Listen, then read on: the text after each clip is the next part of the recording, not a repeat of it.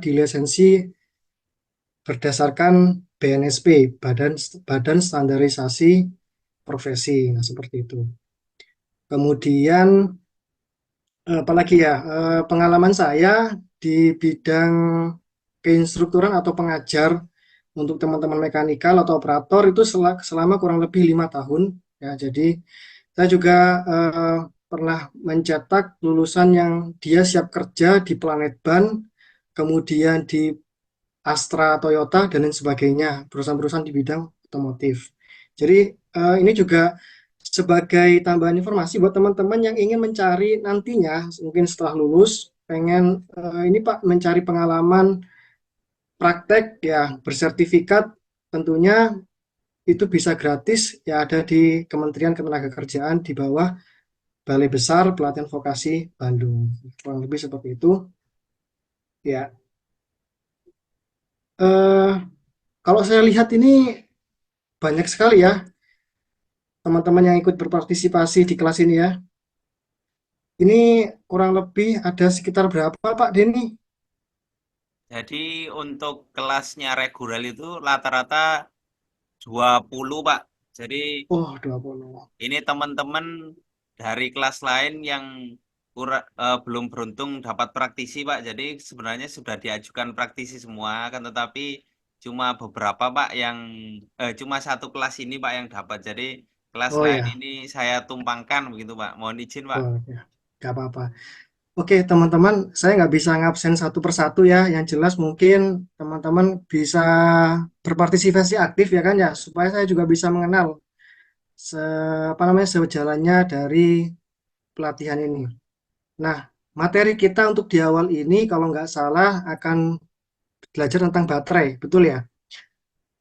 Nah, baterai itu nantinya kita akan ada sesi, mau nggak mau tetap hanya ada teori untuk dasar kita, mau nggak mau tetap teori, cuman teorinya ini nantinya akan diselingi oleh job sheet praktek. Ya, mungkin teman-teman sudah saya share terkait dengan materi, kemudian job sheet prakteknya. Nah, meskipun ini ya, meskipun kita berada jauh ya, tapi paling nggak saya bisa menjelaskan tentang tata cara pengecekan kelistrikan di sistem baterainya.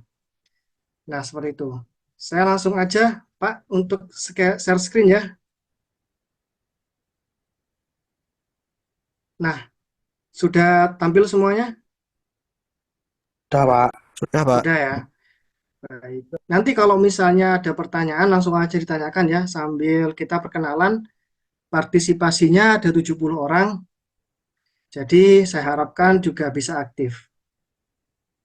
Oke, kita mulai. Ya, BBPVP Bandung, Balai Besar Pelatihan Vokasi dan Produktivitas di Bandung di bawah Kementerian Ketenagakerjaan. Kemudian untuk kehadiran, saya yakin dengan jumlah teman-teman 70 orang ini sudah hadir semuanya, saya yakin. Kemudian saya lanjutkan aja terkait dengan housekeeping. Housekeeping ini adalah awal kita sebelum kita memulai suatu kegiatan, di mana tujuannya adalah tidak lain adalah mengurangi yang namanya kecelakaan kerja. Yang pertama adalah memperhatikan K3. Jadi kita selalu mendengar keselamatan, kesehatan kerja. Selalu diutamakan yang namanya keselamatan, setelah itu baru kesehatan. Selamat dulu baru sehat dulu, baru kita bisa bekerja.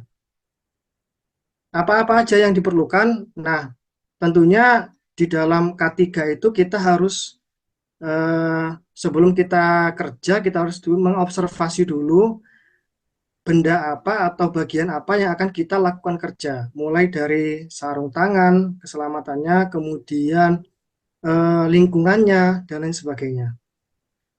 Yang kedua adalah bengkel bersih, isinya atau kita sebut dengan rapi ya, 5S.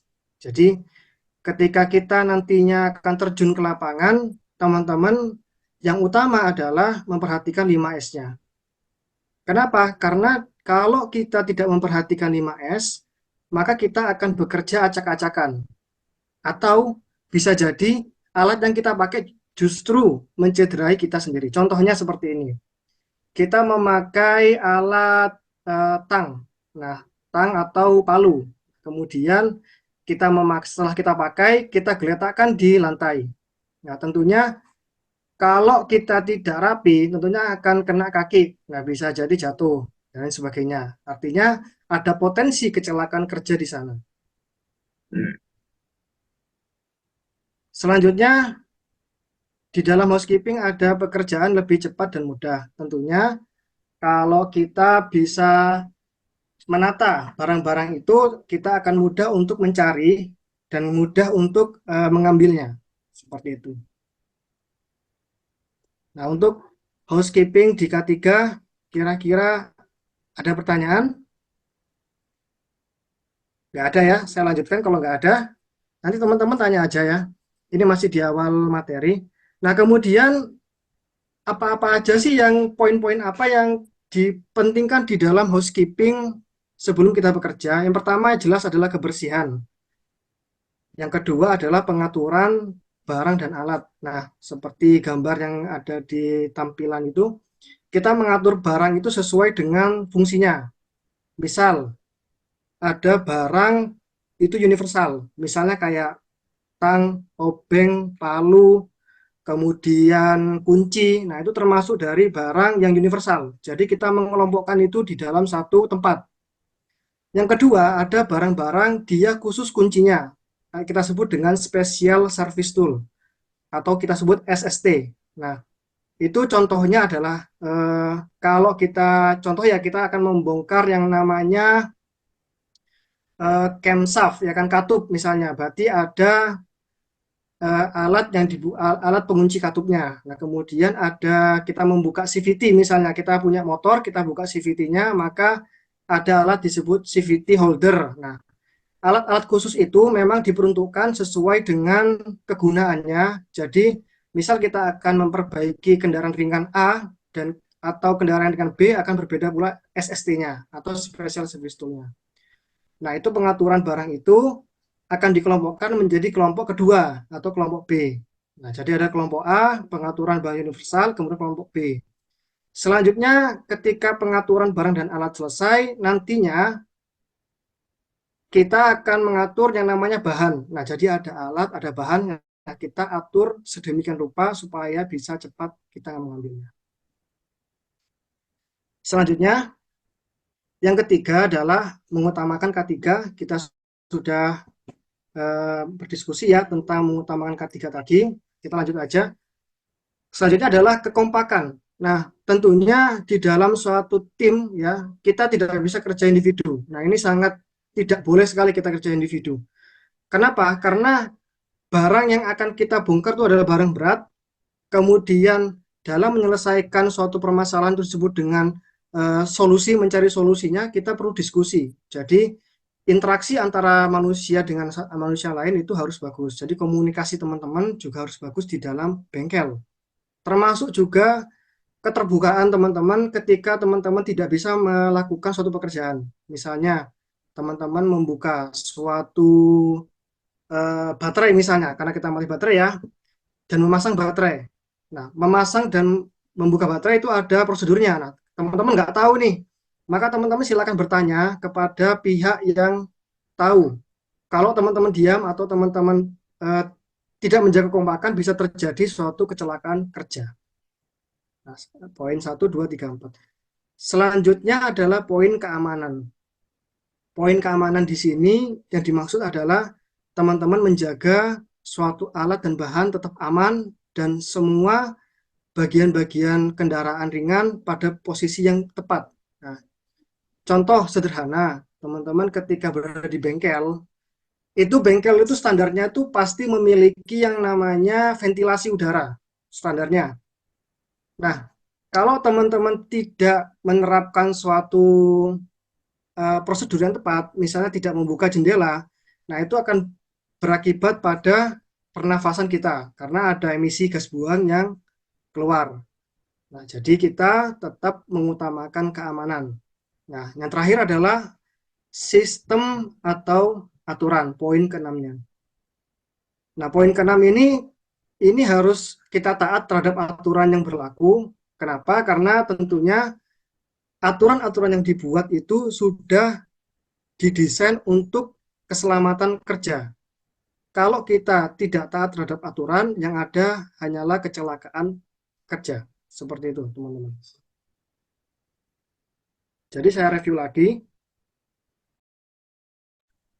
Yang pertama adalah kebersihan, menjaga kebersihan, kemudian adalah pengaturan barang dan alat, kemudian mengutamakan K3, yang keempat adalah kekompakan, kelima keamanan, keenam sistem dan aturan.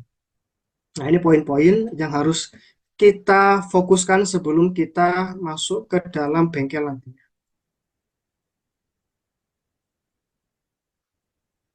Saya lanjutkan.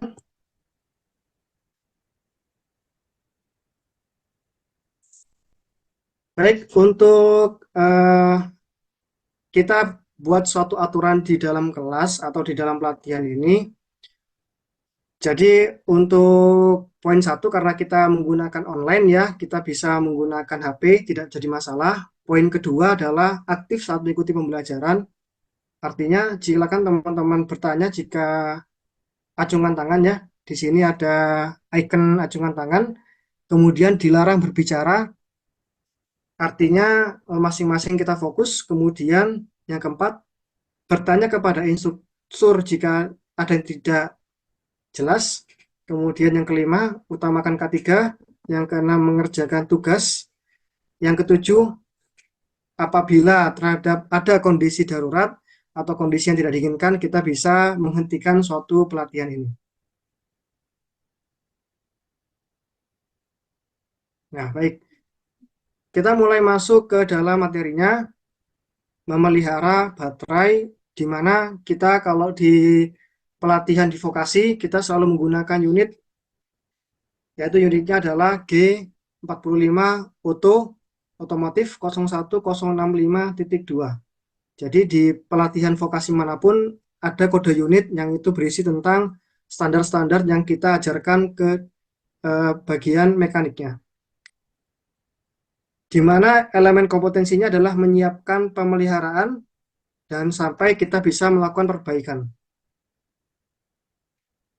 Tujuan dari pelatihan ini, setelah teman-teman selesai mengikuti pelatihan, peserta pelatihan dapat menyiapkan atau memelihara baterai dari kendaraan ringan. Yang kedua, melaksanakan pemeliharaan baterai. Yang ketiga adalah menguji baterai pada kendaraan. Jadi teman-teman, setelah selesai pelatihan ini, ujungnya adalah, intinya adalah teman-teman bisa mengecek baterai pada kendaraan ini bagus atau tidak, atau layak atau tidak digunakan. Nah, manfaatnya adalah ketepatan proses pemeliharaan baterai sesuai dengan buku pedoman perbaikan. Nah, teman-teman, yang ada di gambar teman-teman ini kira-kira gambar apa ini? Orang sedang ngapain ini? Jemper aki, Pak. Iya, ini Mas siapa yang bicara tadi? Maaf, boleh Jember perkenalan Aki, Pak. sekalian? Amiruddin. Mas Amiruddin ya? Oke, Mas Amiruddin Oh, tadi bilangnya jemper aki. Betul. Ya, jadi gambar ini menunjukkan seseorang mekanik, dia sedang ke istilah kata akinya drop, kemudian dia lagi jumper aki antar mobil, ya, di mana dia menghubungkan kutub satu dengan kutub yang lainnya. Nah, jadi dia melakukan jumper aki. Nah, gambar ini mengindikasikan bahwa penting sekali kita mempelajari yang namanya baterai, karena baterai itu merupakan sumber utama dari suatu kendaraan. Kalau kendaraan itu tidak ada baterai, otomatis kendaraan itu tidak akan menyala. Apalagi aksesoris yang lainnya. Mesin tidak menyala, lampu tidak menyala, semuanya tidak akan menyala. Jadi penting sekali kita memastikan bahwa baterai dalam kondisi baik, yang pertama. Yang kedua, baterai nantinya berada pada posisi yang tepat. Seperti itu. Nanti kita akan mempelajari lebih dalam. Saya lanjutkan. Nah, poin yang kita fokuskan adalah menyiapkan pemeliharaan baterai kendaraan ringan.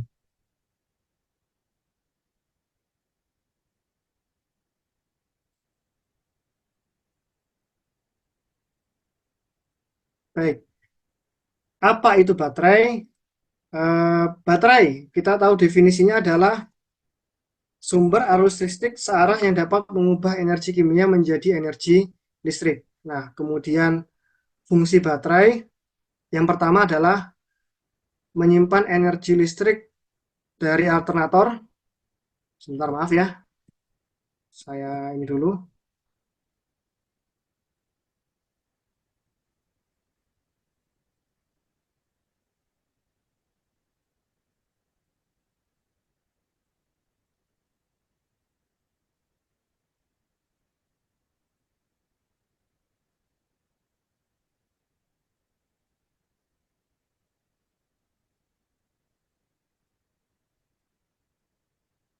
Oke, sebentar teman-teman ya. Eh, saya ada sedikit masalah dengan slide-nya.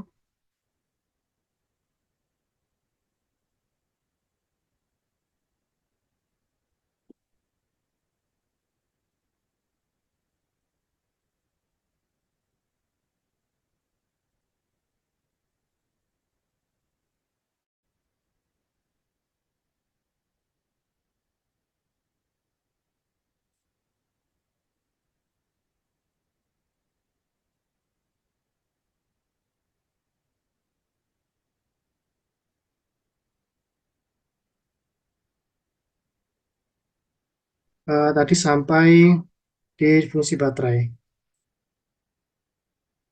Baik, fungsi baterai yang pertama adalah menyimpan energi listrik dari alternator saat mesin hidup sehingga baterai siap pakai. Jadi,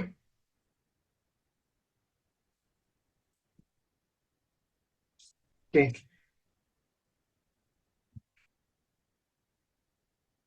fungsi baterai adalah menyimpan kondisi ketika mesin hidup. Jadi baterai itu teman-teman ketika kita pakai di awal itu akan menghidupkan yang namanya starter. Nah, ketika starter hidup, kemudian mesin itu hidup. Nah, nantinya mesin itu akan menggerakkan yang namanya alternator atau putaran dari eh, dinamo ya kalau kita sebutnya ya. Dinamo nantinya dia akan mengisi lagi si baterai. Jadi istilah kata baterai itu merupakan wadah ketika dia dipakai, nah dia juga langsung dicas. Jadi tidak akan habis yang namanya tenaga di baterainya. Yang kedua adalah menghidupkan mesin. Nah, jelas ya. Jadi adalah langkah pertama adalah menghidupkan mesin ketika dia dilakukan electric starter. Yang ketiga adalah melayani kebutuhan energi listrik untuk peralatan listrik pada mobil saat mesin mati.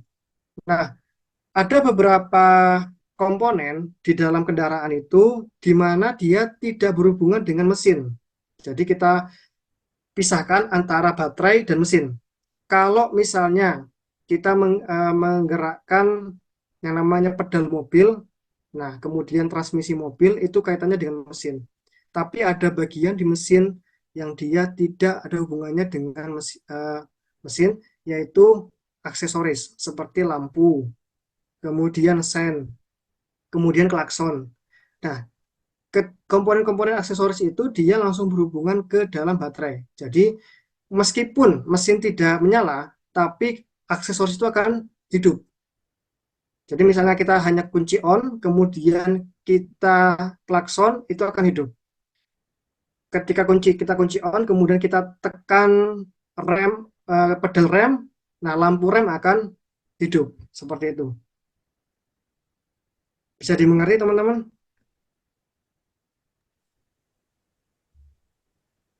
Untuk gambarnya jelas nggak teman-teman? Jelas, Pak. Jelas ya? Oke. Soalnya kalau saya satu dia agak berjalan sendiri. Saya lanjutkan. Selanjutnya apa sih komponen-komponen di dalam baterai? Nah, komponen dalam baterai itu yang pertama kita sebut dengan kotak baterai. Kotak itu ibarat kata kalau misalnya HP ya itu casingnya seperti itu. Bodinya, bodi luarnya itu kotak baterainya. Kemudian di dalam kotak baterai itu ada terminal baterai. Nah, terminal baterai itu di situ ada positif sama negatif. Kita bisa lihat di sini ya. Ini positif dan ini adalah negatif. Nah, kemudian positif sama negatif itu kita hubungkan dengan yang namanya elektrolit baterai. Elektrolit baterai. Nah, elektrolit baterai itu merupakan cairan, di mana cairan itu kita sebut dengan cairan H2SO4 atau percampuran antara air dengan sulfat. Nah, di dalam baterai itu ada air dengan dia kadarnya adalah 64% atau kita sebut dengan H2O, kemudian sulfat itu 36%. Kalau misalnya cairan sulfat dan air kita jadikan satu, kemudian kita charge atau kita charging aki tersebut, maka akan bereaksi menjadi H2SO4. Jadi H2SO4. Nah, itu merupakan kombinasi campuran di dalam elektrolit baterai. Selanjutnya, ada yang namanya tutup baterai. Tutup baterai di sini adalah bagian penutup di dalam terminal positif dan terminal negatifnya.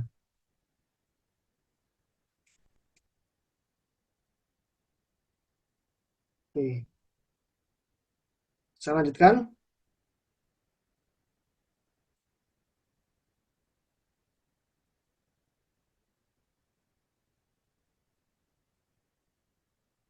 Nah, kemudian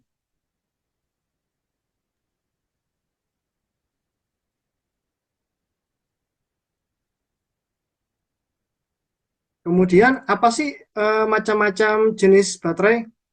Nah, yang kita ketahui ada 3 jenis baterai. Baterai yang pertama disebut dengan baterai basah. Artinya baterai basah ini dia murni campuran elektrolit. Kemudian ada baterai hybrid. Nah, hybrid ini campuran elektrolit, cuman dia tidak sebanyak cairan di baterai basah. Kemudian ada baterai aki kering, kita sebutnya dengan aki kering. Nah, ini kalau aki kering ini banyak digunakan di sepeda motor. Kalau mobil itu biasanya menggunakan aki basah. Kenapa? Karena kalau aki basah itu dia bisa mengeluarkan tegangan normalnya baterai itu 12,4 volt. Nah, tapi ampernya yang berbeda. Ampernya untuk mobil itu lebih besar, jadi dia menggunakan yang namanya aki basah. Sedangkan di motor itu aki kering, karena tegangannya sama 12,4 sampai 12,8 normalnya, tapi ampernya dia lebih kecil. Sebagai contoh, kalau misalnya kita punya motor Beat ya, dengan motor Vario itu akan berbeda di ampernya. Ampere di motor Beat itu sekitar 5 ampere, sedangkan Vario itu 7 ampere. Nah, kalau di mobil itu justru akan lebih besar ampernya. Nah, artinya dengan tegangan yang sama-sama 12, sekian sekian volt, tapi dia mengalirkan arus yang besar seperti itu.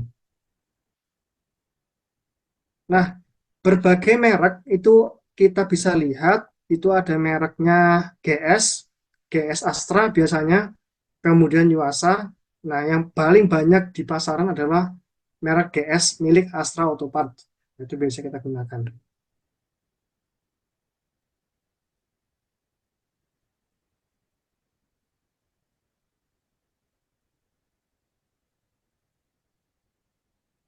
Nah, selanjutnya adalah di sini kita menggunakan alat kita sebut dengan alat hidrometer. Jadi alat hidrometer yang saya besarkan ini, nah alat ini adalah alat yang digunakan untuk mengukur massa jenis baterai. Ya, jadi massa jenis itu berkaitan tadinya dengan yang namanya asam sulfat, cairan yang di dalam elektrolit itu. Kita ukur berapa massa jenisnya. Selanjutnya di sini ada alat termometer di sini untuk mengukur suhu. Tapi biasanya jarang sekali digunakan ya. Yang paling sering adalah hidrometer ini. Selanjutnya adalah pengukuran menggunakan pada gambar ini ya, pengukuran menggunakan avometer atau menggunakan DTC juga bisa. Diagnostic tool di mana kita mengukur tegangannya. Nah, pasti teman-teman tidak asing dengan alat ukur multimeter ya untuk mengukur tegangannya. Nah, pemeriksaan untuk kondisi hidrometer yang pertama adalah pastikan kondisi fisik alat masih dalam keadaan baik. Jadi alat dari hidrometer itu tidak ada yang pecah, tidak ada yang retak, ya kan? Kemudian eh, tulisan atau angkanya itu jelas. Yang kedua, pemeriksaan menggunakan hidrometer, kondisi tabung kaca tidak buram, sehingga tulisan mudah terbaca dan tidak pecah. Jadi tadi saya sebutkan visualnya bagus, kemudian kaca tidak buram, dan angka yang ada di hidrometer itu bisa mudah terbaca. Yang ketiga adalah kondisi floating atau pelampung masih bagus. Nah, dipastikan juga karena nanti hidrometer itu akan naik dengan berat jenisnya, dengan airnya. Nah, dipastikan bahwa pelampungnya dalam kondisi bagus.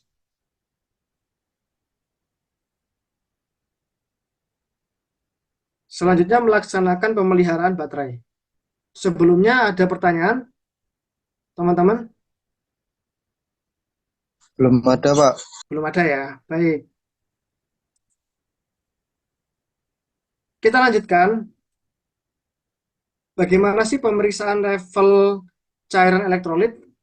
Nah, ini di sini ada gambar baterai yang sedang sedih, kemudian senyum ya ketika dia sedang diisi, dan baterai dia sehat. Nah, di sini mengindikasikan bahwa memang cairan itu sangat berpengaruh terhadap kondisi baterai. Saya katakan ini baterai basah ya, bukan baterai kering. Baterai basah yang tadi jenisnya bisa hybrid atau aki basah.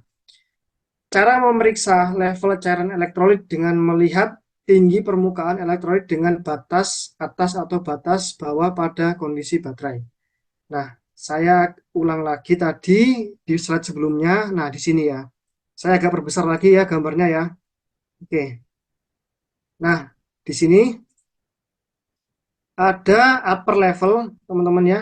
Dan di sini ada lower level.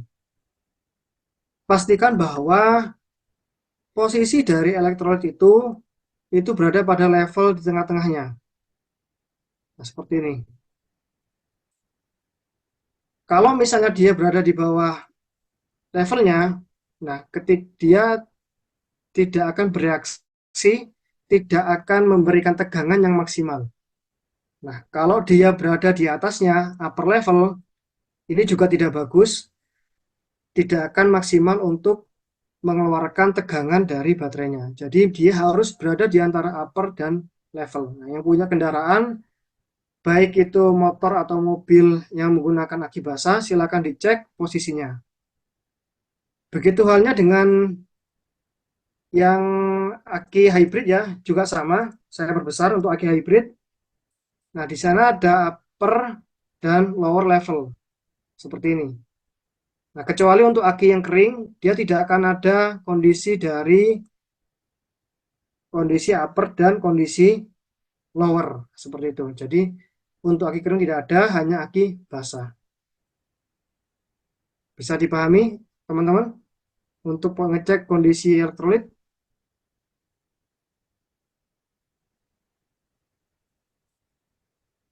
Ya, sebelum kita melanjutkan materi, saya ingin bertanya, tadi sekilas bisa dijelaskan bagaimana mengecek level dari cairan elektrolit pada baterai. Coba ada yang bisa ngasih pendapat nggak?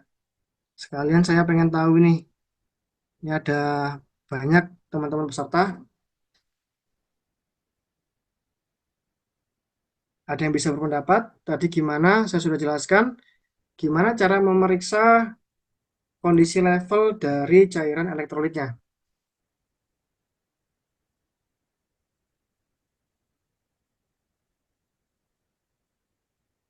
Ada yang pendapat? Nggak ada? Oke, kalau nggak ada, Saya coba pengen denger ini pendapat dari Mas Wahyu Satria ada, Mas Wahyu Satria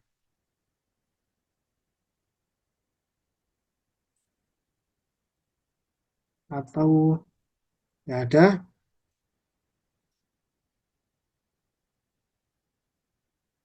Mas Catur Hidayat,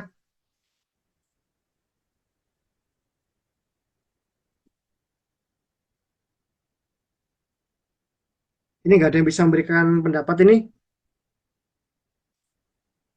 Nggak ada ya, baik. Saya lanjutkan dulu kalau nggak ada.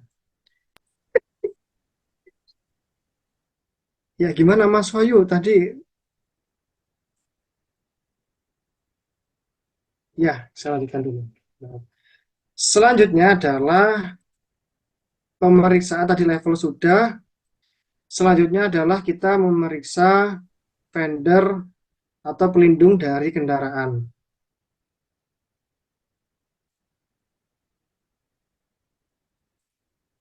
Oke,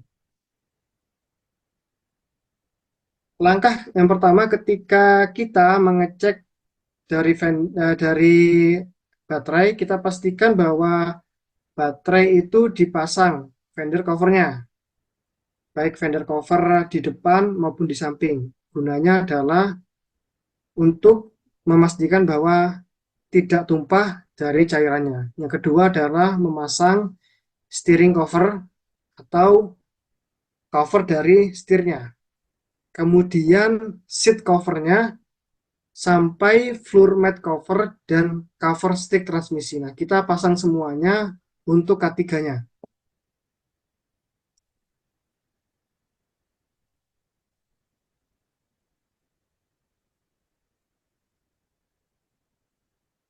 Selanjutnya, pemeriksaan untuk rumah baterai. Nah, yang pertama teman-teman cek terlebih dahulu kondisi dari rumah baterainya. Nah, kondisinya yang pertama adalah bentuknya rata dan lurus, artinya tidak ada yang bengkok dari kondisi rumah baterai. Yang kedua adalah tidak menggelembung. Nah, ini yang kita sering abaikan bahwa kalau misalnya kita punya HP ya, baterainya itu menggelembung, berarti mengindikasikan kondisi dari baterainya tidak bagus. Kemudian yang ketiga adalah tidak retak.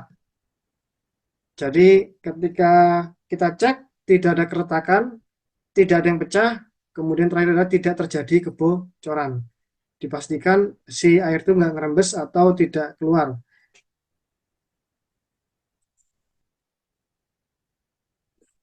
Selanjutnya adalah pemeriksaan kondisi terminal dan konektor kabel. Yang pertama adalah pastikan terminal baterai kotor atau tidak. Nah, yang menjadi indikasi teman-teman adalah ketika dari baterai tersebut kotor, berarti ada kondisi yang bocor. Kalau misalnya kondisi tersebut bocor, nah teman-teman harus mengganti baterai satu set semuanya. Kalau misalnya kondisinya hanya kotor berdebu, itu tidak jadi masalah. Kemudian kondisi terminal pada bagian yang patah atau tidak. Nah, kita cek ini. Di terminal ini, tentunya ini ada kutub positif ya. Positif. Kemudian kita cek apakah positifnya akan terhubung. Kemudian nanti ada negatif ya. Kemudian apakah negatif sudah terhubung ke dalam sistem dari baterainya. Kalau misalnya dia tidak terhubung, nah kita bisa mengeceknya menggunakan AVO. Nah, kalau misalnya tidak terhubung, nah kita cari bagian mana perkabelan yang tidak terhubung. Menggunakan AVO, kita tahu sendiri caranya menggunakan tahanan. Selanjutnya, poin yang ketiga adalah konektor kabel kundur atau tidak. Nah, ini dicek ya, ini kan ada baut-bautnya nih. Nah, bautnya biasanya untuk baut 12 sampai 14. Kita periksa apakah dia kendor. Karena kendaraan itu kalau misalnya kena batu kemudian jalannya nggak rata, dia pasti akan goyang. Kita pastikan itu rapat. Nah, di sini juga ada penguncinya, pengunci untuk baterai. Teman-teman di sini nanti dipastikan bahwa posisi dari baterai sudah tepat. Ini kencang, jadi bagian dari posisi kencang, kemudian dari kutub-kutubnya juga kencang. Kemudian konektor kabel putus atau tidak, yaitu yang tadi kita bahas, kita cek menggunakan AVO. Itu adalah langkah pemeriksaan kondisi terminalnya.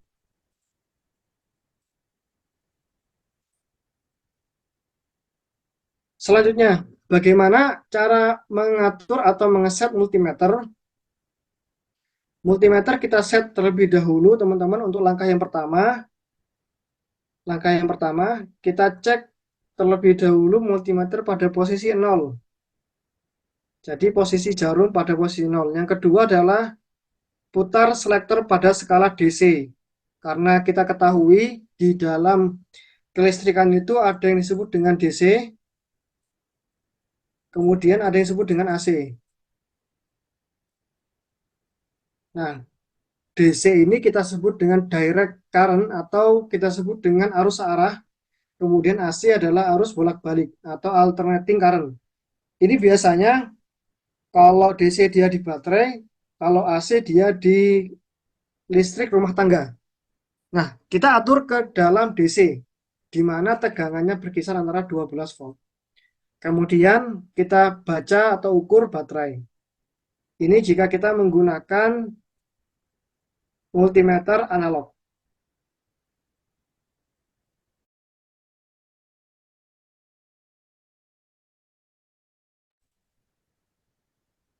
Selanjutnya,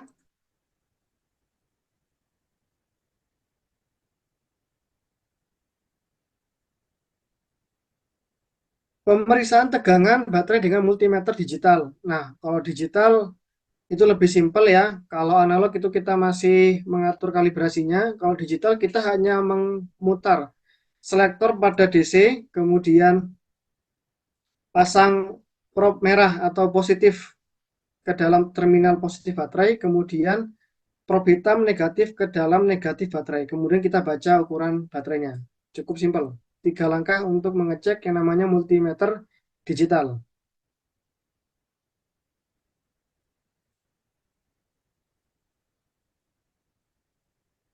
Selanjutnya, mengapa berat jenis baterai perlu diperiksa?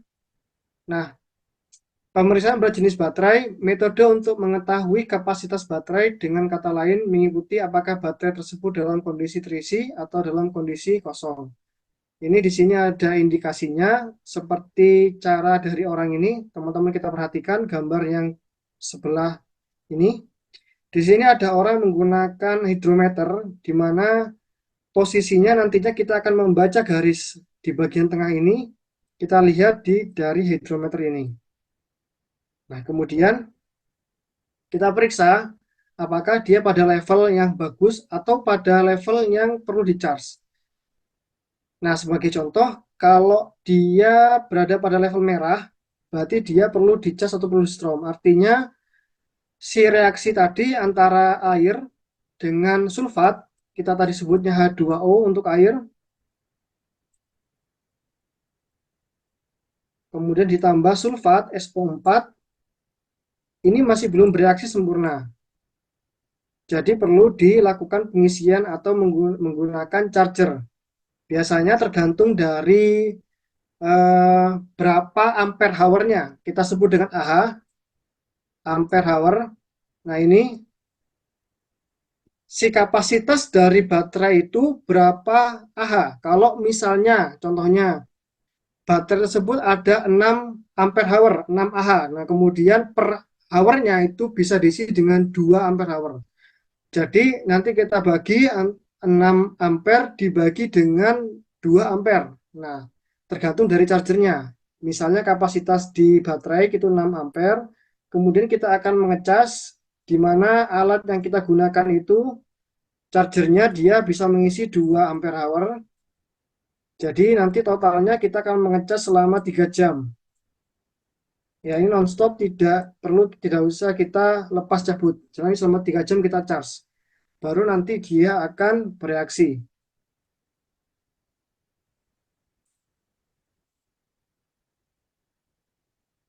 Oke, selanjutnya tadi kita sudah bahas, ini ada hidrometer, kemudian ada refraktometer. Ini sama aja, ada dua alat jenis. Yang pertama hidro, kemudian ada refraktro. Nah, ini kalau hidro kita tadi memasukkan ke dalam lubang akinya, ujungnya dari hidro ini. Nah, kalau refrakto ini kita meneteskan cairan, kita masukkan ke dalam tabung ini, kemudian kita masukkan ke dalam refraktonya, kemudian kita cek di dalam display sininya, itu berapa berat jenisnya. Jadi kita mengambil sampel menggunakan pipet. Nah, ini pipetnya.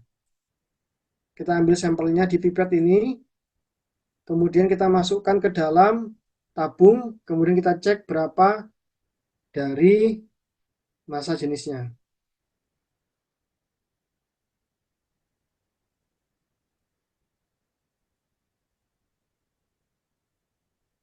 Oke, selanjutnya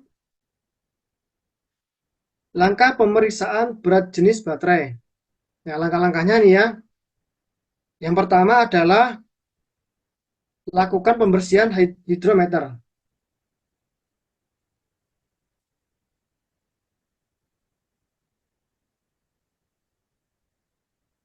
Kita ketahui bahwa ketika kita menggunakan alat itu ada langkah pembersihan. Kita bersihkan menggunakan kain ujungnya, kemudian kita tekan-tekan menggunakan tangan kita ya, agar cairan di dalam ini habis terbuang. Itu langkah pertama. Langkah kedua, masukkan ujung pipa hidrometer ke dalam sel baterai. Nah, seperti ini. Kita memasukkan ujungnya, posisi tegak lurus ya, 90 derajat, nggak boleh miring untuk mendapatkan hasil yang terbaik. Tekan bola karet penghisap pelan-pelan, kemudian lepas hingga elektrod terisap ke dalam hidrometer. Jadi, sebelum kita memasukkan, kita tekan yang namanya pipanya, kemudian nanti airnya akan naik ke atas.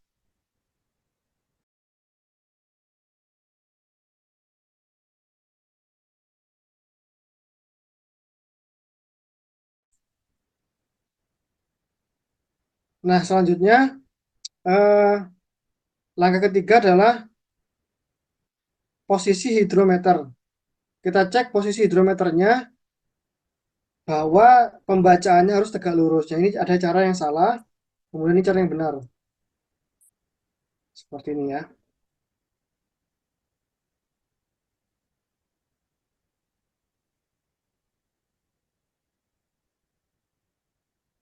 Tiga langkah memeriksa berat jenis baterai. Oke, selanjutnya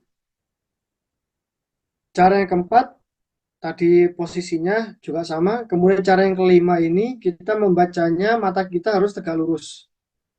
Nih, tegak lurus untuk membaca hasilnya. Nah, boleh kita membacanya miring, karena posisi dari air itu harus sejajar.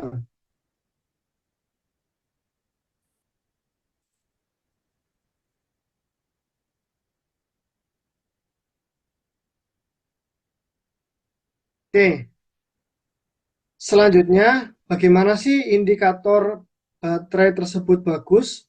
Kemudian bagaimana dikatakan bahwa kapasitas baterai itu lemah? Kita lihat dari indikator angka yang keluar. Kalau misalnya si angka berat jenisnya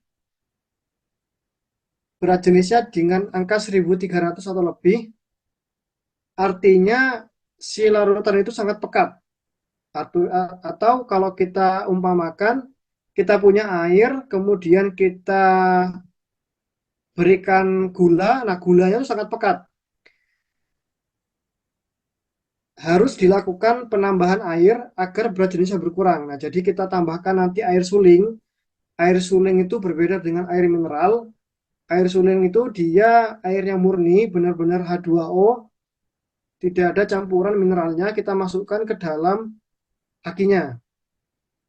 Kalau misalnya memang tidak ada cairan, air itu bisa menggunakan air mineral kalau misalnya kepaksa. Kemudian kalau misalnya dia di angka 1290 sampai 1220, itu tindakannya atau indikasinya baterai masih dalam kondisi baik atau kita sebutnya oke. Kalau misalnya angkanya 1210 atau kurang, nah silakan teman-teman lakukan pengisian ukur berat jenisnya. Bila berat jenis tetap 1210 maka kita lakukan ganti baterai. Kalau misalnya dia di bawah 1210 artinya berat jenisnya itu kan berkurang. Jadi harus dilakukan pengecasan supaya dia bisa bereaksi antara H2O dengan asam sulfat. Selanjutnya, perbedaan berat jenis antar sel kurang dari 0,040. Nah, jadi saya kembalikan lagi ke dalam gambar slide-nya. Nah, dalam mengukur berat jenis itu kita ketahui ada dua lubang ya. Kalau misalnya kita mau mengukur, ini kita perbesar dulu gambarnya. Nah, kita akan mengecek lubang yang pertama, misalnya. Kita cek lubang pertama, kemudian kita cek lubang yang kedua. Nah, perbedaan lubang ini di antara kedua berat jenis ini itu kalau normalnya adalah 0,40. Itu normalnya. Kalau misalnya lebih dari 0,40, maka dikatakan baterai tersebut dalam kondisi jelek. Saya kembalikan lagi dalam slide yang tadi. Nah, ini perbedaan berat jenis antara sel kurang dari 0,40 itu masih dalam kondisi yang toleransi oke. Apabila perbedaan antar berat jenis lebih dari 0,40 atau kurang dari 0,40, maka lakukan pengisian penuh, periksa berat jenis bila perbedaan melebihi 0,40. Jadi saya tekankan di sini bahwa perbedaan itu adalah 0,40. Seperti itu minimalnya.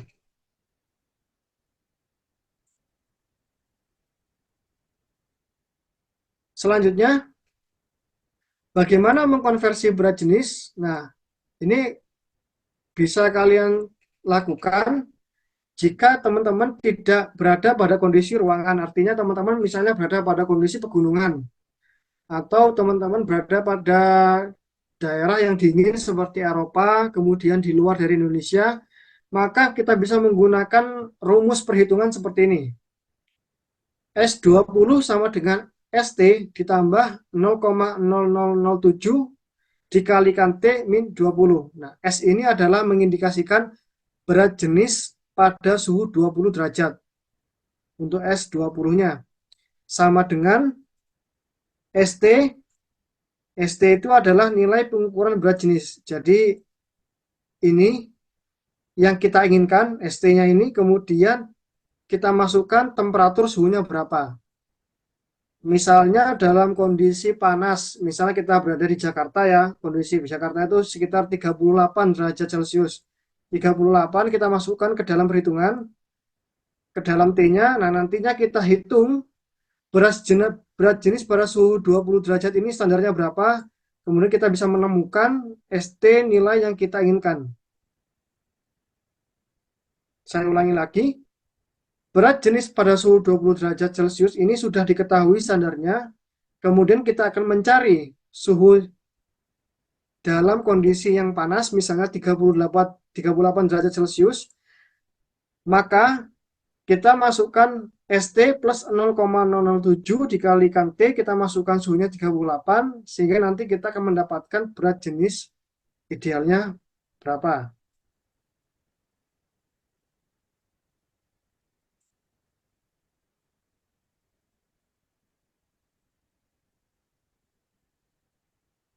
Kemudian kita lanjutkan.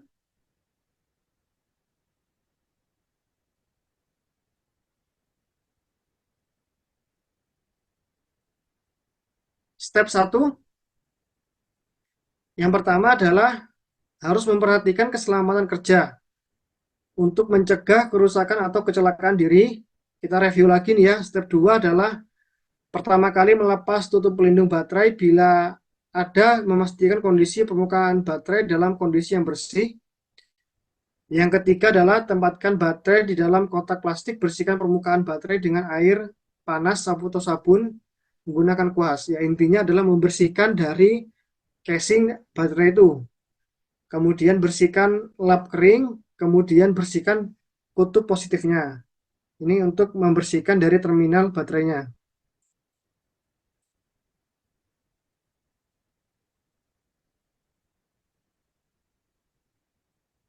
Kemudian kita perhatikan bahwa di dalam kode AG itu kita mengenal yang namanya kode dari baterai. Nah, kodenya adalah 55D23L. Nah, 55 adalah angka pertama. Jadi kita bisa melihat kemampuan dari kapasitas baterai. Berarti dia memiliki kemampuan 55 ampere hour atau Ah. Kemudian D menunjukkan lebar dan tinggi baterai. Kemudian 23 adalah panjang dari baterai itu sendiri. Kemudian L adalah posisi terminal positifnya. Jadi kalau L itu adalah left, kalau misalnya R itu adalah right. Kalau L ini kiri, right berarti kanan.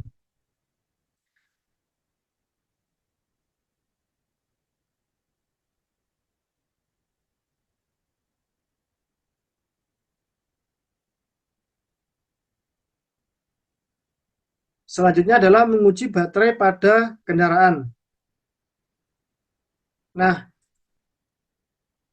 kita perhatikan bahwa ada kita sebut dengan tingkat kesehatan aki, kemudian kita sebut dengan tingkat tegangan, voltase tegangan aki, dan daya starter.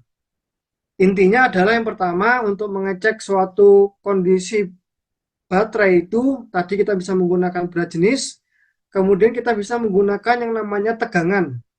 Jadi kita cek nantinya tegangan itu, kalau tegangannya di angka 12 masih dalam kondisi bagus, kemudian kita cek daya starternya. Jadi ketika tegangan bagus, kemudian berat jenisnya bagus, kemudian kita cek fungsinya menggunakan starter.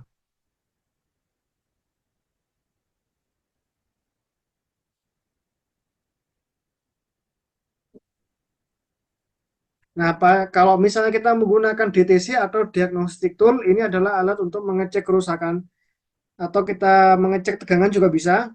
Langkah pertama adalah pasangkan penjepit positif baterai tester dengan terminal atau kutub positif baterai. Yang kedua adalah sambungkan positif ujung terminal tetap baterai tester dengan terminal negatif baterai dengan cepat. Kemudian lakukan input data baterai dan pilih jenis pengujian apa yang akan dilakukan. Kemudian tunggu beberapa saat sampai layar DTC menampilkan hasil pengujiannya. Dan yang kelima, silakan untuk bisa mengecek hasil pengujiannya. Untuk mengecek menggunakan diagnostic tool ini hampir sama persis menggunakan avometer. Jadi kalau misalnya teman-teman udah bisa menggunakan avo, tidak perlu menggunakan diagnostic tool.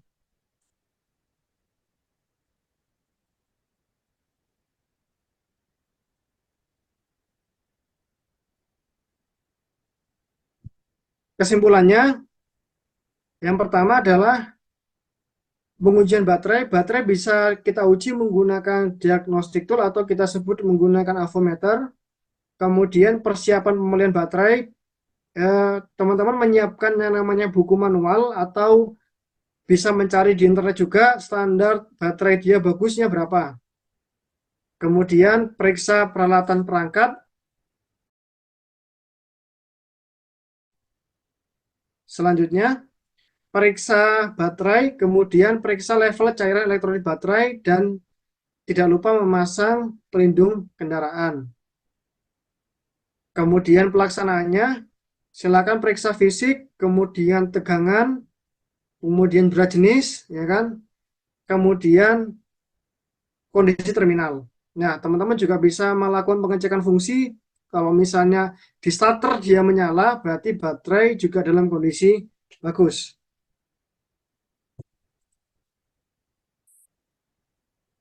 Oke, selanjutnya ini ada sedikit pertanyaan. Tapi sebelumnya ini kita untuk sesi pertama ini kita akan jeda dulu ya teman-temannya. Kita istirahat terlebih dahulu, mungkin selama 15 menit. Kemudian kita lanjut lagi untuk materi sesi berikutnya, di mana kita nanti akan membahas tentang job sheet atau bagaimana prakteknya nanti pemeriksaan baterai. Kemudian nanti kita juga akan melakukan post test untuk melihat seberapa jauh kemampuan dari teman-teman. Untuk sementara kita bisa jeda dulu ya. Iya, Pak. Ada pertanyaan kira-kira? Belum, Pak. Belum ya? Baik. Kita mungkin jeda dulu selama 15 menit, nanti kita lanjut lagi. Silakan teman-teman kalau mau sholat, kemudian mungkin mau makan dulu ya, karena ini malam, silakan. Seperti itu.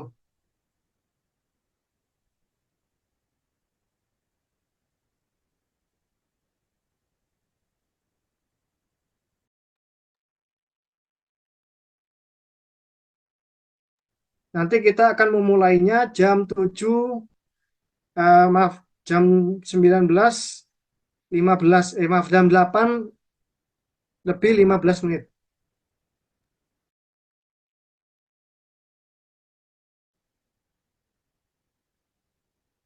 Ya, bagi teman-teman yang tadi keluar, silakan bisa join lagi ya. Kita mulai lagi. Kita akan melanjutkan pada bagian berikutnya, di mana kita akan membahas tentang job sheet. Nah, job sheet ini merupakan, oke, ini sudah tampil ke layar teman-teman. Saya memastikan terlebih dahulu job sheet-nya. Sudah, Sudah, Pak. Pak. Job sheet identifikasi baterai. Nah, ini teman-teman nanti bisa download ya. Sana sudah saya share, nanti teman-teman bisa download atau mungkin bisa nanti minta personal kepada saya kalau memerlukan. Nah, kita coba untuk job sheet identifikasi baterai,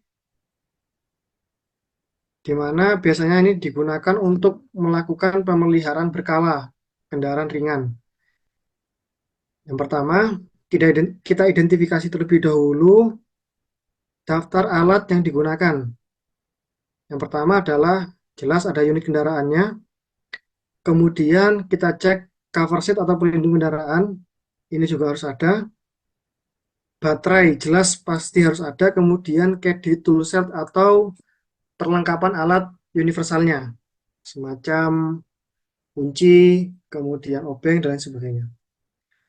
Kemudian bahan tambahannya adalah majun atau sebutannya kain ya, kain lap ya, atau majun.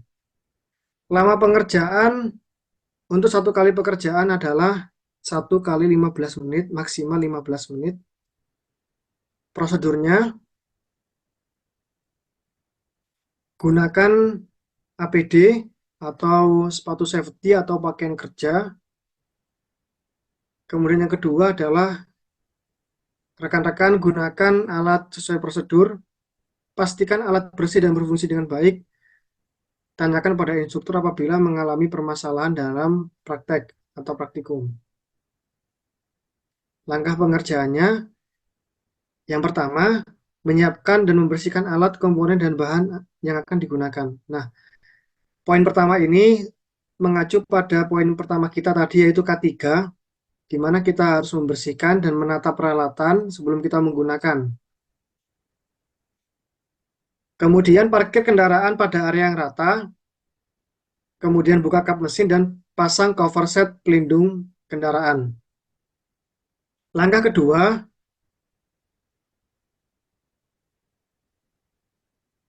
melepas baterai prosedur. Yang pertama, matikan mesin pada posisi off. Nah, jadi tidak ada mesin yang bekerja. Posisi kontak off, kemudian teman-teman bisa melakukan membuka penutup baterai. Membuka penutup baterai. Jadi di baterai ini kita buka penutupnya, kemudian setelah tutup terbuka, kita lepaskan terminal baterai negatif terlebih dahulu.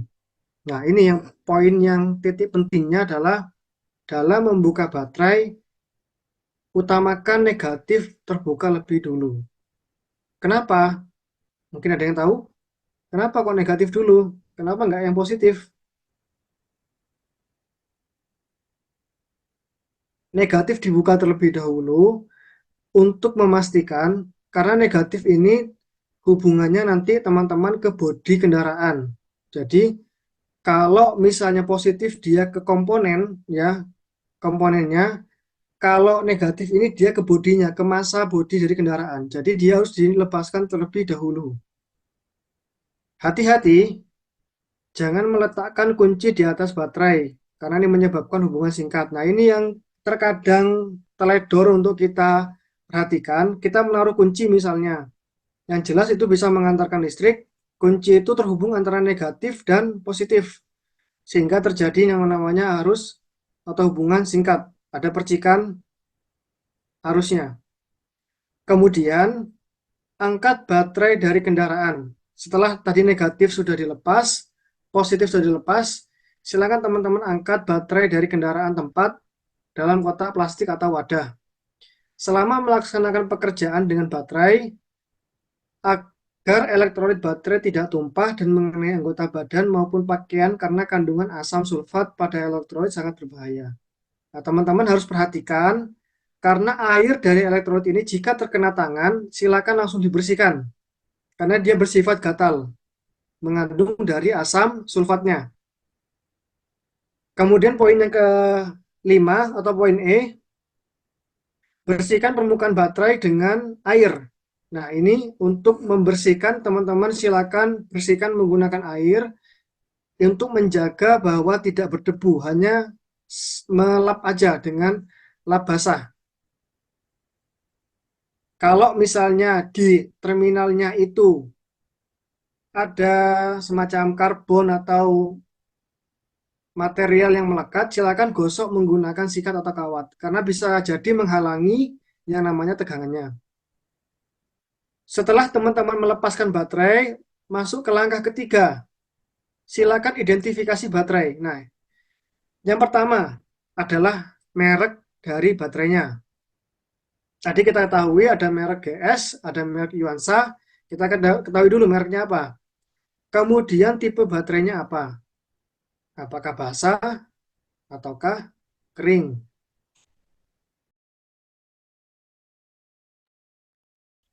Kemudian yang ketiga, teknologi baterai.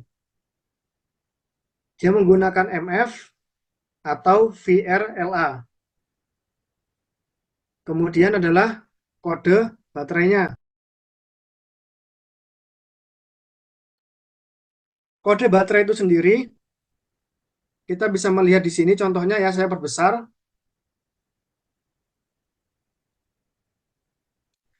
Ada kode JIS. JIS itu adalah singkatan dari kode internasional yang mengacu pada negara Jepang atau Japan International Standard. Nah, di mana untuk JIS yang lama itu ada kode NS 40ZL kemudian S. Nah, kita identifikasi untuk NS itu adalah normal, kemudian NS lebih kecil dari normal. Jadi ada N, ada NS. Kemudian nomor berikutnya adalah nomor 40, mengindikasikan yang namanya kapasitas aki, yang satuannya adalah ampere hour. Jadi kalau 40 adalah 40 Ah atau 40 ampere hour dan seterusnya. Selanjutnya, dimensi. Nah, dimensi ini ada dengan kode Z, ya kan, di mana dimensi sama kapasitas lebih besar. Kemudian L yang kita tadi sebutkan adalah posisi dari terminal positifnya ada di sebelah mana. Kalau misalnya L berarti di sebelah left. Kemudian terminal besar atau kita sebut dengan S, kode yang terakhir, itu untuk tipe NS. Kemudian JIS yang baru, contohnya adalah 34B19L kemudian S. 34 itu adalah ampere hour-nya, sama kayak tadi. Kemudian B adalah dimensi luar, lebar kalikan tinggi. Jadi ada huruf, nanti kita akan mempelajari tabel, di mana dia ada tabel A, B, C, D sampai Z, di mana B-nya itu mengindikasikan berapa kali berapa.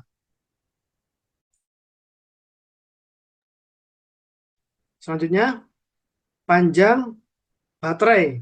Kalau misalnya 19, berarti dia 19 cm. Kemudian ada L dan S, ini sama kayak tadi untuk posisi dari terminalnya.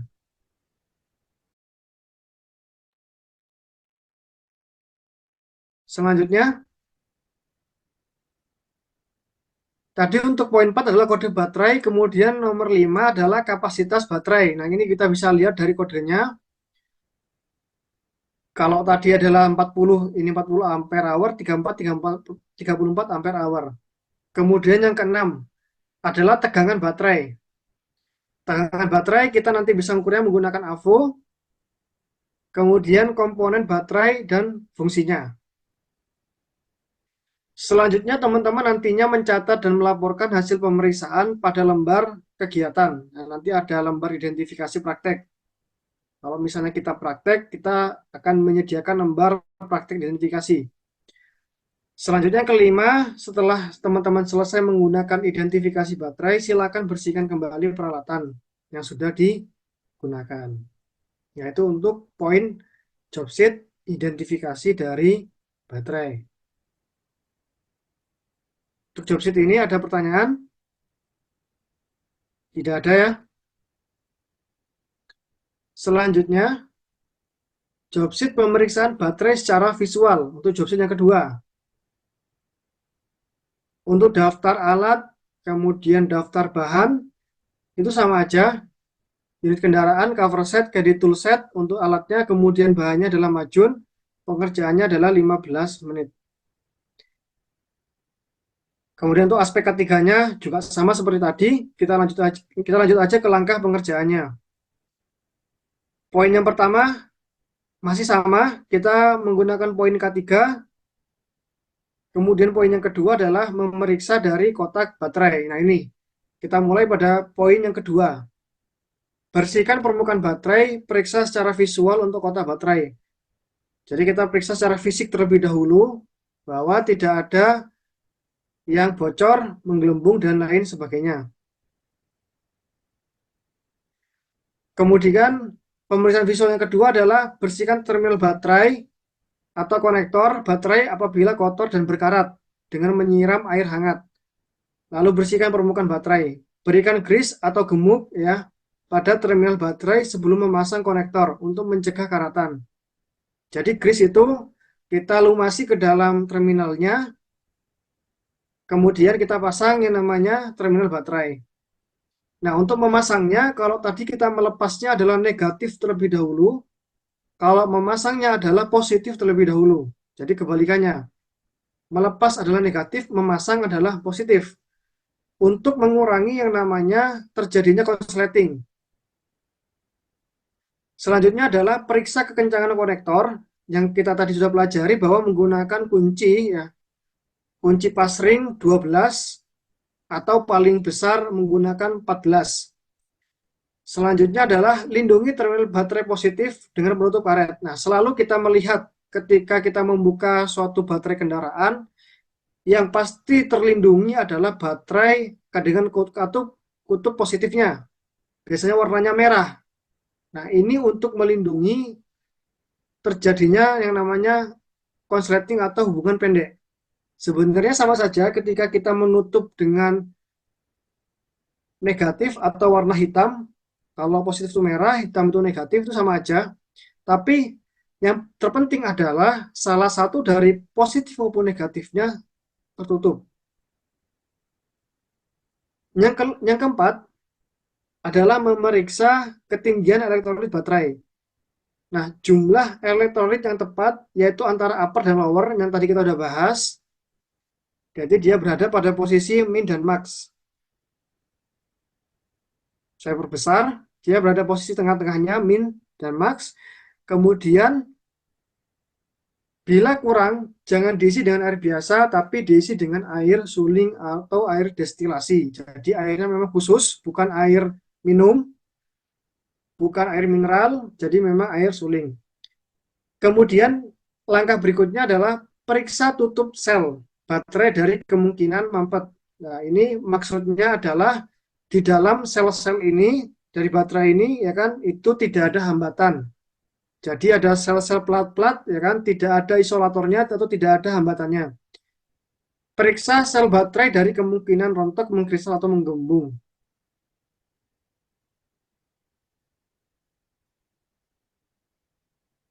Poin yang kelima,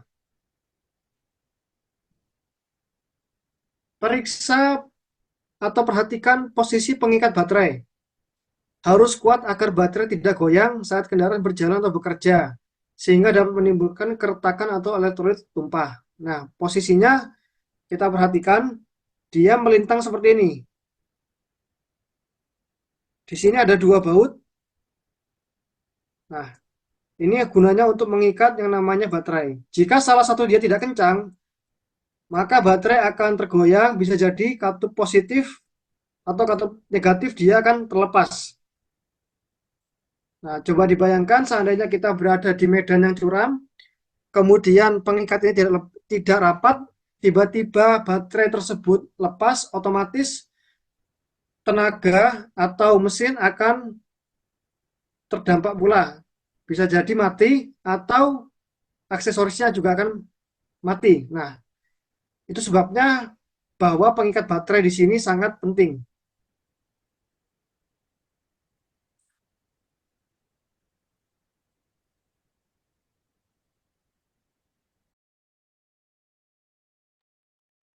Selanjutnya, poin ke-6, seperti biasa mencatat dan melaporkan dari hasil pemeriksaan pada lembar kegiatannya. Nah, jadi nanti di dalam lembar kegiatan itu kita akan mengecek tadi kotak baterai, kondisinya bagaimana, tindakannya bagaimana, kemudian terminal baterai dan konektornya, selanjutnya kabel baterai, level elektrolit baterai, dan pengikat baterai. Nah, kita lihat cek semuanya kondisinya. Seandainya ada yang jelek, maka tindakannya itu seperti apa. Nah, kita tulis nantinya di dalam job sheet praktek.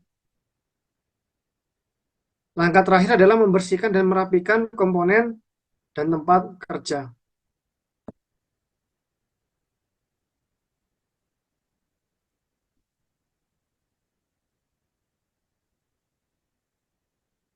Poin berikutnya,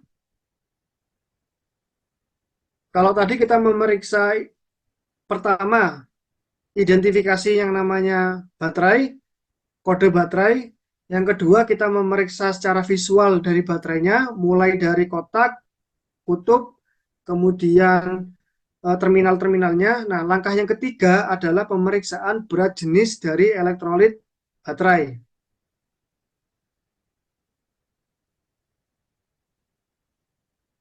Daftar alat yang digunakan, yang pertama adalah unit kendaraan, kemudian cover set, kemudian baterai, hidrometer. Nah, ada tambahannya di sini ya. Kalau tadi tidak ada, ini ada hidrometernya. Kemudian kita perlukan termometer. Atau kalau misalnya nggak ada termometer, kita bisa menggunakan scan tool untuk mengecek suhu kerja dari suatu mesin. Jadi apakah sudah pada kondisi panas atau belum. Selanjutnya adalah wadah atau nampan. Daftar bahannya sama, kita menggunakan sarung tangan, kemudian ada destilasi air. Jika seandainya memang berat jenisnya memang pekat atau memang harus ditambah air suling. Aspek ketiganya sama, lama pekerjaannya juga sama 15 menit. Oke, kita masuk ke langkah pengerjaan. Langkah yang pertama adalah menyiapkan, membersihkan alat komponen, itu sama ya, kita menggunakan K3-nya.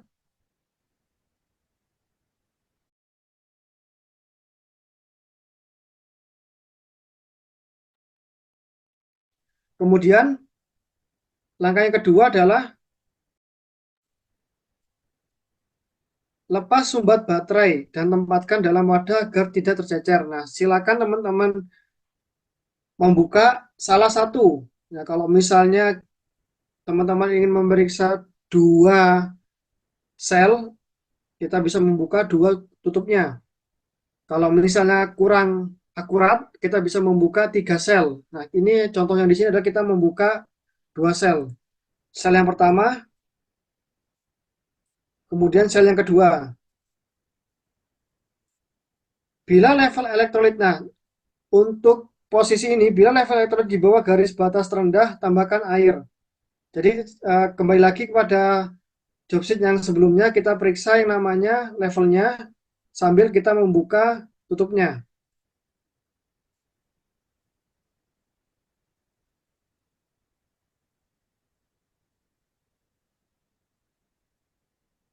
Masukkan termometer pada lubang baterai. Silakan teman-teman memasukkan termometer untuk mengukur dia pada suhu berapa. Yang perlu diperhatikan dalam mengukur berat jenis elektrolit adalah temperatur elektrolit pada saat pemeriksaan. Berat jenis elektrolit baterai berkaitan dengan perubahan temperatur. Berat jenis elektrolit berubah sebesar 0,007 setiap perubahan 1 derajat Celcius. Nah, jadi teman-teman pastikan berapa suhunya baterai. Dengan rumus S20 ST 0,07 kalikan T-20 yang tadi kita sudah bahas.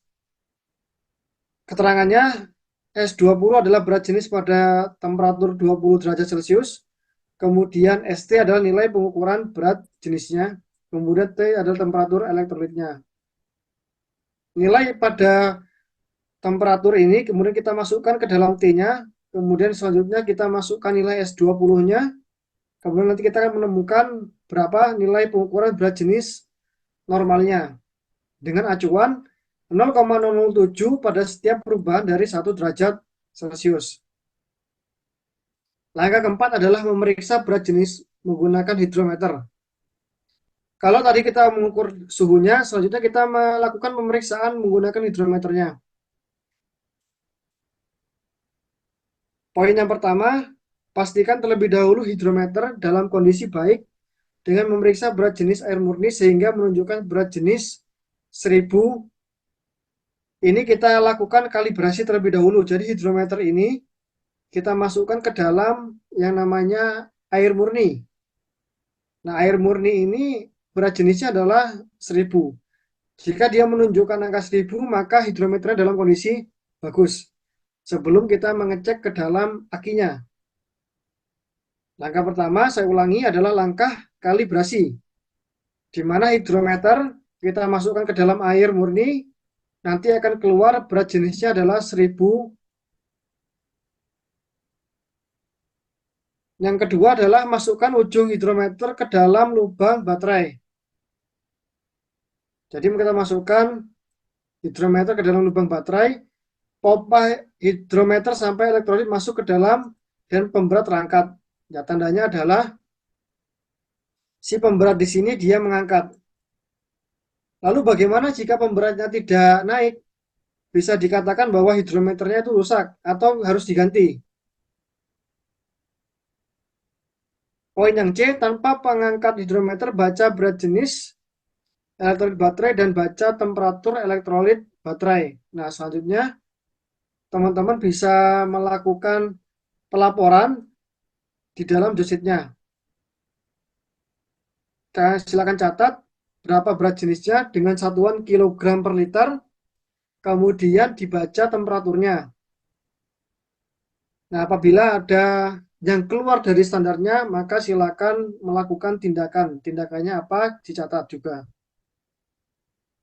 Langkah yang terakhir adalah pembersihan komponen dari komponen pada tempat kerjanya.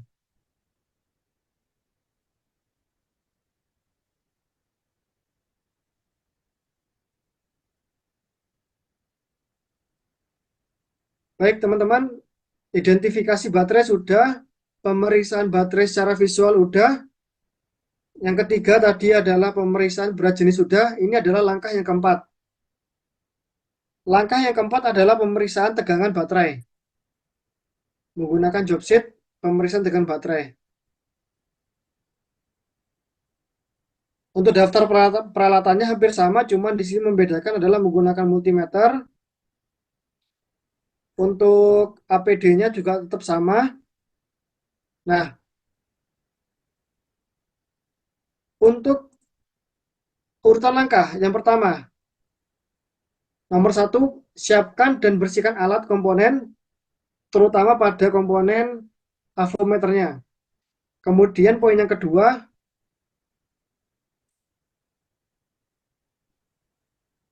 pastikan multimeter berfungsi dengan baik dan sudah dikalibrasi.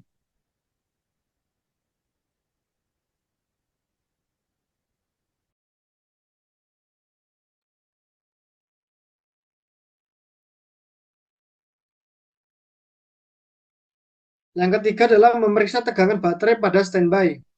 Jadi, kunci kontak off, silakan teman-teman memeriksa dari tegangan baterai positif dan negatifnya dengan nilai standarnya adalah 12 sampai 12,9. Kalau dia di bawah 12,5 itu baterainya lemah, jadi harus diganti atau enggak teman-teman melakukan charging. Langkah yang ketiga adalah melakukan pada kondisi start. Jadi kalau tadi tegangan itu diukur dalam kondisi kontak kunci off, ini mengukurnya pada kondisi kunci kontak pada posisi start, di mana nilainya dia akan turun dari nilai 12,5 sampai 12,9, dia akan turun menjadi 9,8 volt. Jadi kalau kita gambar ke grafik itu dia akan 12 naik, kemudian dia akan turun. Dia akan turun sekitar 9. Nah, nanti ketika dia di charging atau ketika dia mesin hidup, dia akan naik sekitar 13.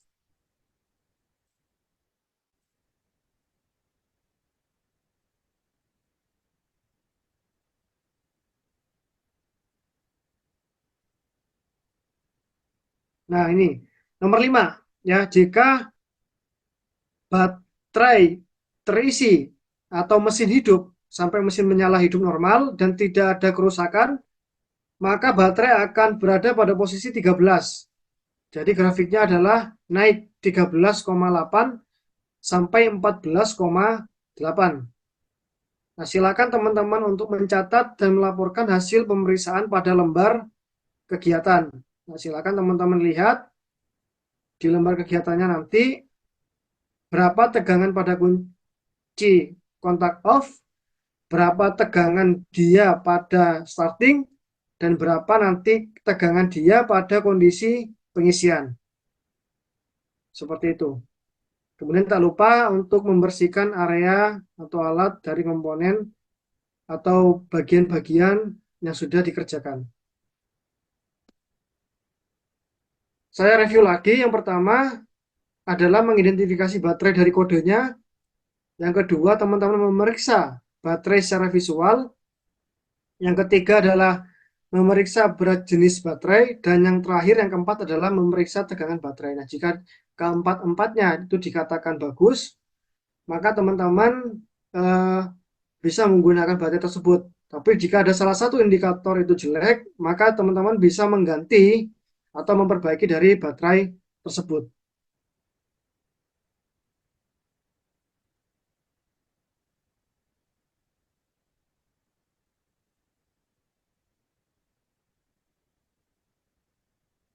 Baik, ada pertanyaan kira-kira? Saya Jika mau tidak, bertanya, Pak. boleh, Mas Farhan ya? Ya. Iya, Pak. Oh, saya mau bertanya, apakah air destilasi tadi itu sama dengan Aquades, Pak? Oh ya, sudah cukup itu Mas. Iya, Pak. Terima kasih, Pak. Baik, terima kasih pertanyaannya. Apakah air destilasi itu sama dengan Aquades? Sebenarnya nama Aquades atau apapun itu nama merek ya. Yang perlu kita perhatikan adalah komposisi dari labelnya. Dibaca dulu labelnya. Kalau misalnya di label Aquades itu memang murni, dipastikan murni 100% air suling, itu bisa dipakai. Tapi jika ada kandungan mineralnya, misalnya ada magnesium, kemudian kalsium, dan lain sebagainya, di dalam persentase komposisinya, maka bisa dipastikan itu nggak bisa dipakai. Jadi, fokusnya adalah kita memeriksa di label dari air tersebut. Kalau misalnya memang 100% murni, maka bisa dipakai. Tapi ini ya, menjadi hal yang urgensi kalau misalnya kita memang di jalan ini, di jalan memang tidak ada lagi air suling, maka bisa digunakan untuk air mineral. Cuman dia aktivitas dia bisa mengikat antara H2 dengan SO4 itu tidak 100%, tidak bagus gitu. Tapi jika dalam kondisi dia urgent, teman-teman bisa menggunakan air mineral seperti itu. Mas Farhan, Terima kasih, Pak. sama-sama. Ada yang lainnya?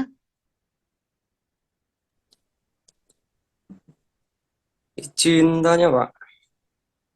Iya, Mas Ahmad, panggilannya Mas Ahmad ya? Umam, Pak. Nama saya Oh, Umam. Iya, Iya, Pak. monggo. Gimana Sebelumnya Mas? mohon maaf, tidak ada kaitannya dengan job sheet-nya. Jadi, apakah boleh tanya, Pak? Boleh. Kita sharing aja ini teman-teman.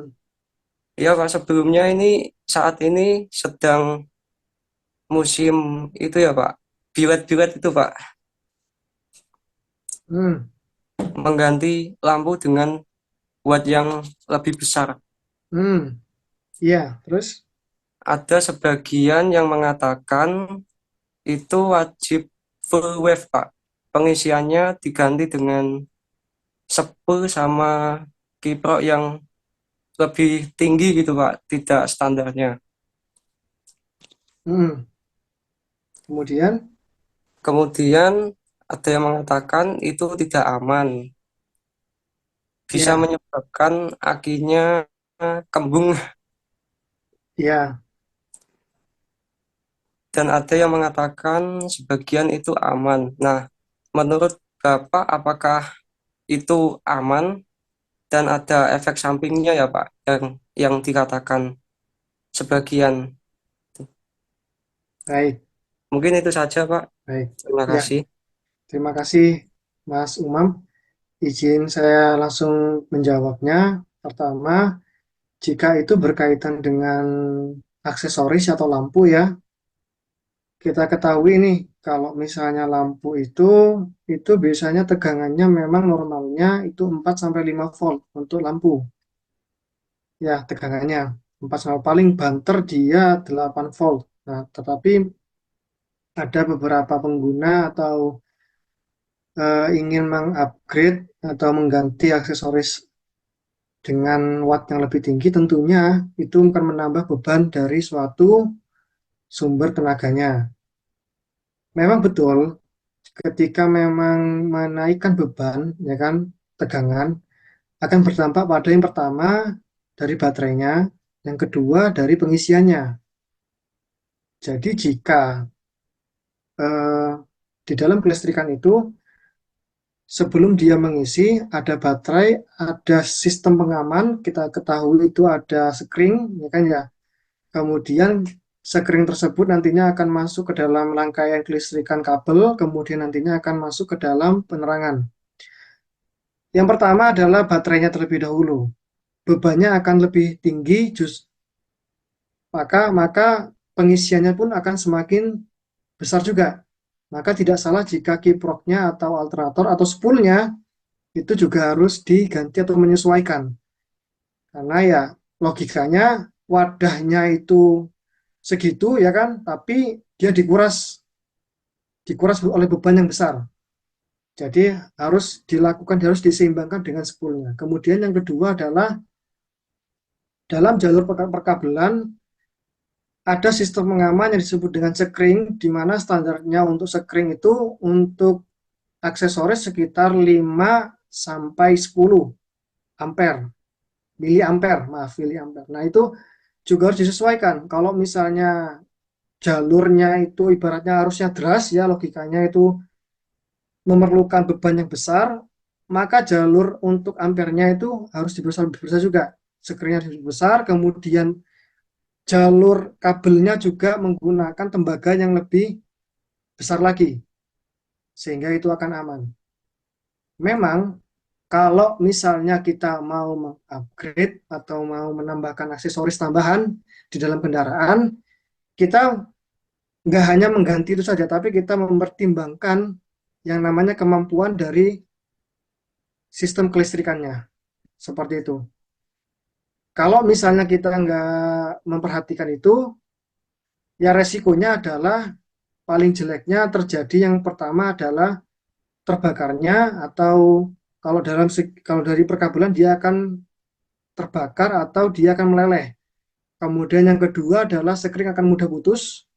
Kemudian yang ketiga untuk dari segi baterai dia dalam keawetannya dia akan cepat rusak ya karena tidak ada recycle yang bagus, tidak ada pengisian yang bagus. Kalau misalnya yang dikeluarkan besar, maka yang mengisi juga harus besar. Kemudian untuk sisi-sisi yang lain, untuk spool dan lain sebagainya itu menyesuaikan. Mungkin itu sih dampaknya sih, Mas Umam, seperti itu. Baik, Pak. Terima kasih sudah menjawab. Iya, sama-sama. Ada lagi teman-teman, di luar konteks juga nggak masalah lah kita ya, karena baterai ini cukup kecil ya skopnya ya.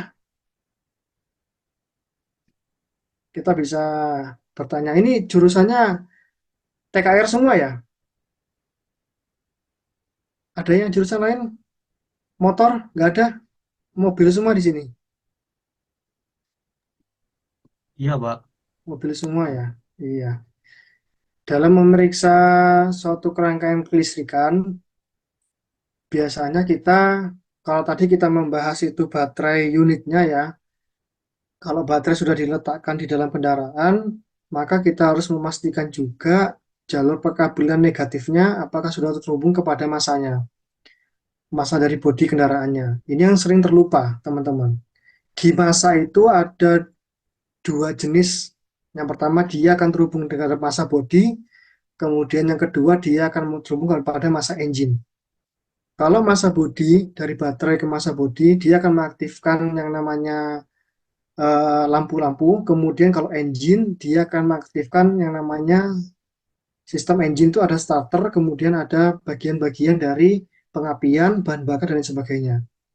Nah, kalau kita sebagai seorang mekanik di dalam eh, kendaraan ringan, kita harus bisa memastikan bahwa sumber tenaga itu harus aman, kemudian sumber tenaga itu memang sudah pada kondisi yang bagus.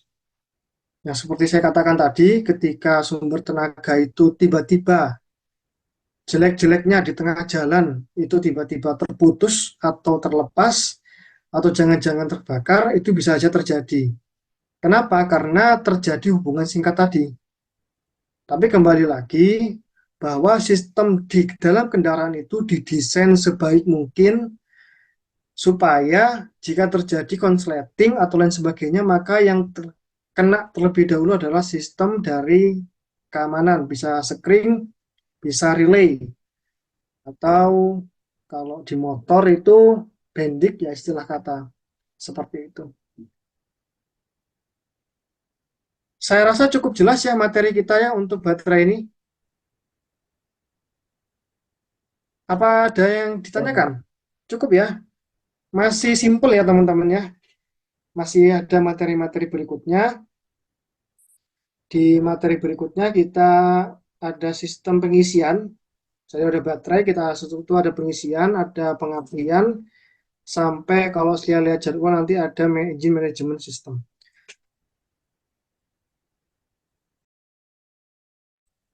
Selanjutnya ini teman-teman apabila teman-teman ingin mengukur atau mengasah kemampuan ya, sebenarnya ada soal yang saya siapkan ya, soal teori.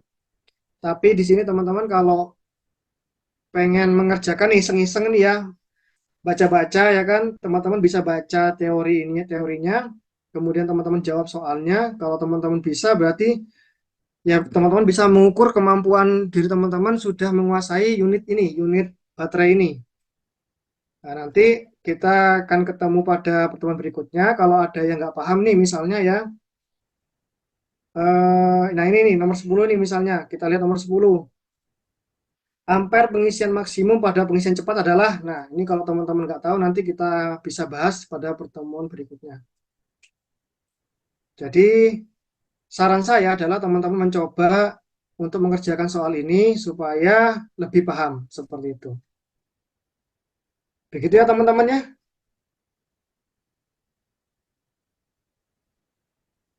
Ya, mungkin cukup ya dari saya terkait dengan materinya. Eh, saya rasa semua sudah saya sampaikan terkait teorinya. Mungkin saya bisa serahkan kembali ke Pak Denny, Pak. Ya, Siap, Pak. nggih, Mohon izin, Pak, masuk nggih, Pak? nggih, monggo, Pak. Terima kasih, Pak, atas materinya. Sangat bermanfaat sekali, Pak. Banyak ilmu yang saya dapatkan, khususnya yang bagian tadi, Pak, yang bagian per unit untuk eh, perawatan baterai dan lain-lain. Karena biasanya saya itu menjelaskan cuma teorinya saja, Pak, karena prakteknya memang di perkuliahan itu jarang saya terima juga, Pak, begitu. Jadi mungkin ini adalah pandangan lain dari sisi praktisi, begitu, Pak. Terkait soal tadi, Pak, kalau boleh saran memang dibuat penugasan, ya, Pak, kalau boleh, Pak. Jadi nanti Oh iya, saya buatkan formnya supaya teman-teman mengisi. Jadi supaya nanti ada penilaian yang masuk di saya, begitu, Pak. Teman-teman juga nanti kalau biasanya nggak diwajibkan itu, Pak, kalau mau ngisi itu malas biasanya, Pak. Oke. iya, Pak. Iya, Kalau siap. diwajibkan nanti bisa jadi ada motivasi seperti itu, Pak. Ya, boleh, boleh, Pak. Oke, siap. Terima kasih, Pak, waktunya untuk malam ini. Mohon izin sebelum kita tutup, silahkan untuk mengaktifkan kamera. Akan saya ambil gambar.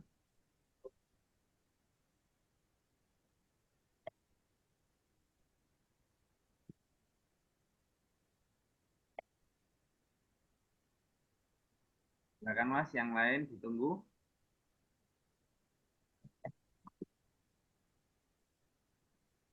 Ya, saya ambil gambar. 1, 2, 3. Sekali lagi. 1, 2.